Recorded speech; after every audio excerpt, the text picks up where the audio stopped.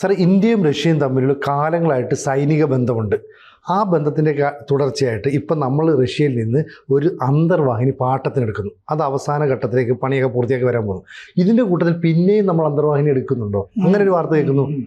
ഒരു അന്തർവാഹിനി കൂടി റഷ്യ നമുക്ക് ഓഫർ ചെയ്തിട്ടുണ്ട്. അതേ ക്ലാസ്സിൽപ്പെട്ടത്, അതായത് അക്യൂല ക്ലാസ്, അതിൽപ്പെട്ട അന്തർവാഹിനിയാണ്. നമ്മളിതിന് INS ചക്ര എന്നൊക്കെയാണ് പേരിടുക. കുറെ കഴിയുമ്പോൾ ചിലപ്പോൾ പേര് മാറ്റുമായിരിക്കും. തൽക്കാലത്തേക്ക് ചക്ര 3, 4 എന്നൊക്കെ പറഞ്ഞാണ് ഈ വരുന്നത്. അപ്പോൾ പുടിൻ സെപ്റ്റംബറിൽ ഇന്ത്യയിൽ വരുന്നുണ്ട്. യുക്രൈൻ യുദ്ധം തുടങ്ങിയ ശേഷം, യുക്രൈൻ അധിനിവേശം തുടങ്ങിയ ശേഷം ഇന്ത്യയിലേക്ക് വരുന്നത് ആദ്യമാണ്. സെപ്റ്റംബറിൽ വരും. ആ സമയത്ത് ഇതിന്റെ കരാർ ഒപ്പുവെക്കും എന്ന് കരുതുന്നു. ഇപ്പൊ നമ്മള് 2019 ഒരു അന്തർവാഹിനി അക്യൂല ക്ലാസ് പാട്ടത്തിന് എടുക്കാനായിട്ട് കരാർ ഒപ്പിട്ടിരുന്നത്. അത് എനിക്ക് തോന്നുന്നത് 2028 ആവുമ്പോഴാണ് വരിക അത്. അപ്പോൾ ആ കരാർ $3 ബില്യൺ 25,622 കോടി രൂപ വരും. 25,000 കോടി രൂപ അത്രയും വരും പാട്ടത്തിന്. അപ്പോൾ അതിന് INS ചക്ര 3 എന്നാണ് തൽക്കാലം അതിനെ വിളിക്കുന്നത്. അത് റഷ്യൻ കപ്പൽശാലയിൽ ഇപ്പോൾ അപ്ഗ്രേഡ് ചെയ്യുന്ന പണി നടക്കുകയാണ്. നമ്മുടെ ആവശ്യത്തിനനുസരിച്ചിട്ട് ആ അന്തർവാഹിനി പരിഷ്കരിക്കുന്ന പരിപാടികൾ നടത്തിക്കൊണ്ടിരിക്കുന്നു. 2028 അത് കിട്ടുക. അപ്പോൾ 2019 പാട്ടത്തിന് കരാറൊപ്പെട്ടത് 2028 നമുക്ക് കിട്ടുന്നു. ഇതേ സമയം ഒരെണ്ണം അവിടെ പകുതി പണിത് നിർത്തിയിരിക്കുന്ന ഒരു അക്യൂല ക്ലാസ് അന്തർവാഹിനി ഉണ്ട്. അത് കൂടി റഷ്യ നമുക്ക് ഓഫർ ചെയ്യുന്നുണ്ട്. അപ്പോൾ ഓഫർ ചെയ്യുന്നു എന്നുള്ള വാർത്ത വന്നു കഴിഞ്ഞപ്പോൾ ഇത് ഏതായിരിക്കും എന്നുള്ള ഒരു സംശയമൊക്കെ വന്നല്ലോ. അപ്പോൾ K519 ഐറിബിസ് എന്ന് പറഞ്ഞ അന്തർവാഹിനി ആയിരിക്കും എന്നാണ് റിപ്പോർട്ടുകളിൽ കാണുന്നത്. ഇപ്പൊ തന്നെ അവിടെ ഈ പേരിലുള്ള അന്തർവാഹിനി അതായിരിക്കും നമുക്ക് പാട്ടത്തിന് തരുന്നത് എന്ന്. ഇത് 1994 എമൂർ ഷിപ്പ്യാർഡിൽ പണി തുടങ്ങിയതാണ് ഈ അന്തർവാഹിനി. ഇപ്പൊ ഇനി കിട്ടും എന്ന് പറയുന്നത് കൂടുതലായിട്ട്. 1996 അതിന്റെ പണി മരവിപ്പിച്ചു. അതിന്റെ പണി 40% തീർന്നു, 60% ബാക്കിയുണ്ട്. അപ്പോൾ പണിത് കൊണ്ടിരിക്കുന്ന ഒരു അന്തർവാഹിനി, അതാണ് ഈ അക്യൂല ക്ലാസ് തന്നെ നമുക്ക് തരാൻ തയ്യാറായി ഇപ്പോൾ റഷ്യ നിൽക്കുന്നത്. മുമ്പ് നമുക്ക് INS ചക്ര 2 അവിടെ നിന്ന് വന്നിട്ടുണ്ട്. അതും അക്യൂല ക്ലാസ്സിൽപ്പെട്ടത് തന്നെ.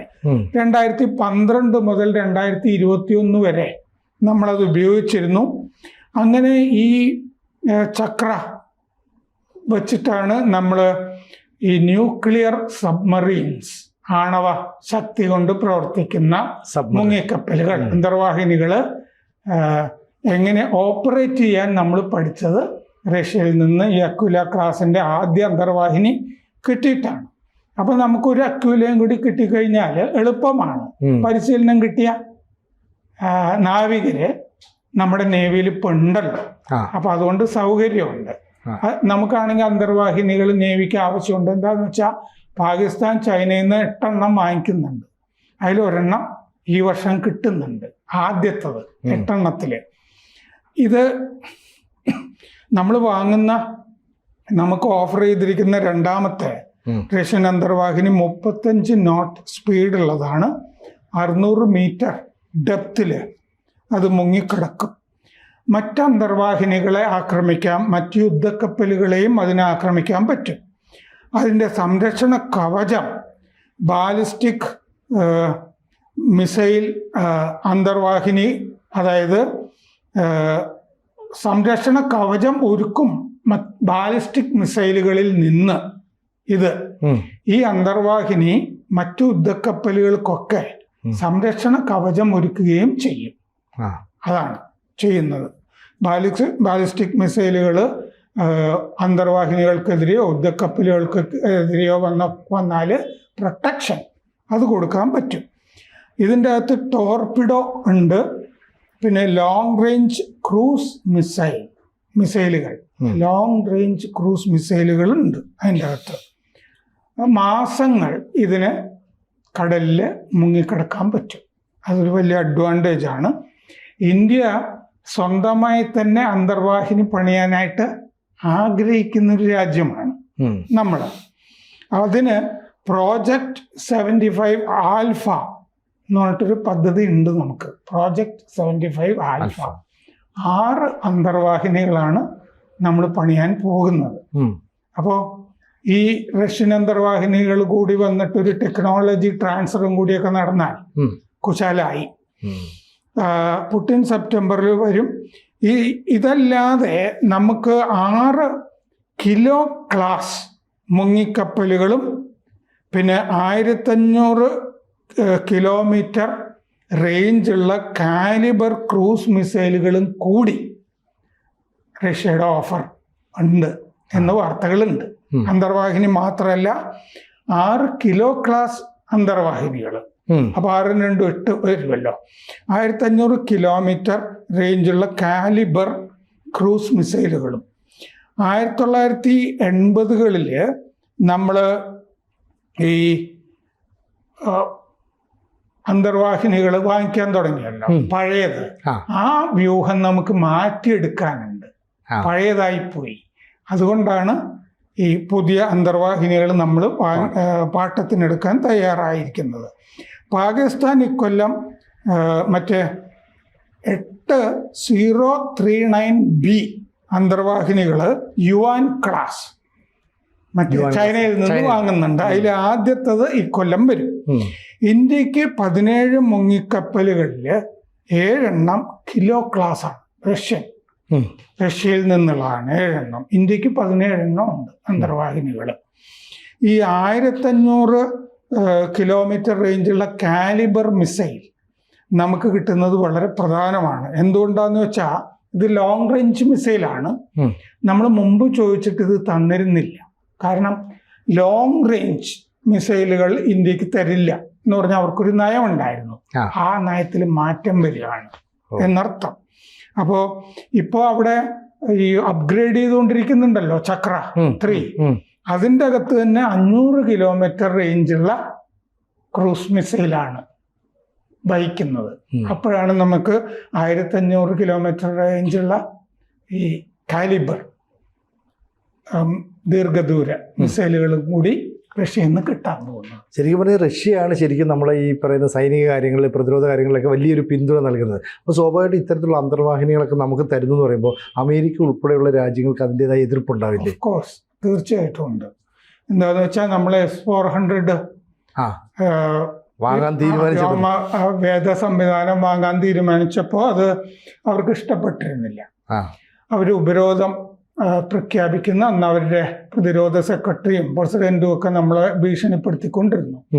ഇവിടെ തന്നെ അവരുടെ ആളുകളെ കൊണ്ട് കേസ് കൊടുപ്പിക്കുകയൊക്കെ ചെയ്തിരുന്നു. കോൺഗ്രസ്സുകാർ കൊണ്ടുപോയി കേസ് കൊടുത്തു ഇന്ത്യൻ ഭരണകൂടത്തിനെതിരെ. നമ്മൾ S-400 വാങ്ങിക്കുന്നത് ശരിയല്ല, അത് എന്തൊക്കെയോ അതിൻ്റെ അകത്ത് ക്രമക്കേടുകളുണ്ട്, അഴിമതിയുണ്ട് എന്നൊക്കെ പറഞ്ഞിട്ട് കോടതിയിൽ കൊണ്ടുപോയി അമേരിക്ക കേസ് കൊടുപ്പിക്കുകയൊക്കെ ചെയ്തിരുന്നു. കോടതി ആ കേസൊക്കെ എടുത്ത് ദൂരെ കളഞ്ഞു. നമ്മളും ആ ഉപരോധമൊന്നും ഭയക്കാതെ നമ്മൾ ഈ ജഗശങ്കറെ പോലുള്ള ബോൾഡായിട്ടുള്ള ആളുകളൊക്കെ അല്ലേ അത്. അപ്പൊ നമ്മൾ അതുമായിട്ട് അങ്ങ് മുമ്പോട്ട് പോവുകയാണ് ചെയ്തത്. മോദിയുടെ ആദ്യ സർക്കാരിന്റെ കാലത്ത് നമ്മൾ മുമ്പോട്ട് പോയി. മോദി ശരിക്കും ബോൾഡായിട്ട് നിന്നു. S-400 മാത്രമല്ല, മോദി പലയിടത്തും പോയി ഈ നമ്മുടെ സൈനിക ശക്തിക്കും ശേഷിക്കും ഇനി S-400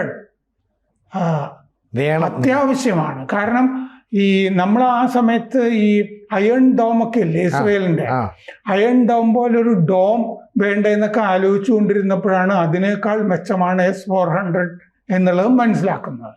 അപ്പൊ എങ്ങനെയെങ്കിലും അത് വാങ്ങുക എന്നുള്ളത് മോദിയുടെ ഒരു ദൃഢനിശ്ചയമായിരുന്നു ആ കാലത്ത്. നമ്മൾ ഈ യുദ്ധമൊക്കെ വരുമ്പോൾ നമ്മൾ നോക്കുമ്പോൾ അത് മനസ്സിലാകുന്നുണ്ടായിരുന്നു. അപ്പൊ അതുകൊണ്ട് നമ്മൾ ഉറച്ചു നിന്നിട്ടാണ് ഈ S-400. അപ്പൊ S-400 നമ്മൾ വാങ്ങിക്കരുത്, അവിടെ നിന്ന് പാട്രിയറ്റ് തരാം, തരാം എന്നൊക്കെ എന്ന് പറഞ്ഞാല് നമ്മൾ അവരുടെ ആയുധ വിപണിയായ ഇന്ത്യ ആ. അങ്ങനെ തന്നെ തുടരണം. റഷ്യയുമായിട്ട് വലിയ അടുപ്പം വേണ്ട. റഷ്യയിൽ നിന്ന് ഇത്രയും വിലയുള്ളത്, വലിയ വില കൊടുത്തിട്ടാണല്ലോ ഇത് വാങ്ങുന്നത്. അവർ പാട്ടിട്ട് തരാം, താഴ് തരാം എന്നൊക്കെ പറഞ്ഞുകൊണ്ടിരുന്നു. പക്ഷെ നമ്മുടെ ഈ S-400 ആണ് വേണ്ടത് എന്നുള്ളത് ശരിയായിരുന്നു ആ തീരുമാനം എന്നുള്ളത് ഈ യുദ്ധം തെളിയിക്കുകയും ചെയ്തു. ഈ 3 ദിവസത്തെ യുദ്ധം നമ്മൾ മൊത്തത്തിൽ ചൈനീസ് ആയുധങ്ങളൊക്കെ എടുത്ത് ദൂരെ കളഞ്ഞില്ല, തുർക്കിയുടെ ഡ്രോണുകളൊക്കെ. അപ്പോൾ നമ്മൾ അതുപോലെ വളരെ ബോൾഡായ നീക്കങ്ങളാണ്. അപ്പോൾ നമ്മുടെ നാവിക വ്യൂഹം നമുക്ക് ശക്തിപ്പെടുത്തണം എന്നുള്ളത് കൊണ്ട്, കാരണം 8 എണ്ണം ചൈനയുടേത് വരുന്നുണ്ടല്ലോ. അതെ, മറ്റേ യുവാൻ ക്ലാസ് ആണ്. ചൈനയുടെ ആയതുകൊണ്ട് പാഴാണോ എന്ന് അറിഞ്ഞുകൂടാ. കാരണം അവിടുന്ന് കിട്ടിയ യുദ്ധക്കപ്പലുകൾ 5-6 2 മര്യാദയ്ക്ക് പ്രവർത്തിക്കുന്നുള്ളൂ എന്ന് റിപ്പോർട്ടുകളുണ്ട്. അവരുടെ മിസൈലുകളൊക്കെ വലിയ പ്രവർത്തിക്കുന്നില്ല എന്ന് ബോധ്യപ്പെട്ടു. അപ്പോൾ നമ്മൾ റഷ്യയിൽ നിന്ന് നമുക്ക് കുറേ ഈ പറഞ്ഞ പോലെ ഒരു അക്യൂല ക്ലാസ് അന്തർവാഹിനി കൂടെ വരുന്നു. പിന്നെ കാലിബർ ഇല്ലേ, അത് ദീർഘദൂര മിസൈൽ വരുന്നു. പിന്നെ 6 കിലോ ക്ലാസ് അന്തർവാഹിനികളും കൂടിയൊക്കെ വരുന്നു. അപ്പം നമ്മുടെ അന്തർവാഹിനികളുടെ ഒരു വ്യൂഹം ശക്തിപ്പെടും. കൂടുതൽ വാർത്തകളും വിശേഷങ്ങളും നിങ്ങളിലേക്ക് എത്താൻ ABC മലയാളം സബ്സ്ക്രൈബ് ചെയ്യുക, ബെൽ ബട്ടണും അമർത്തുക.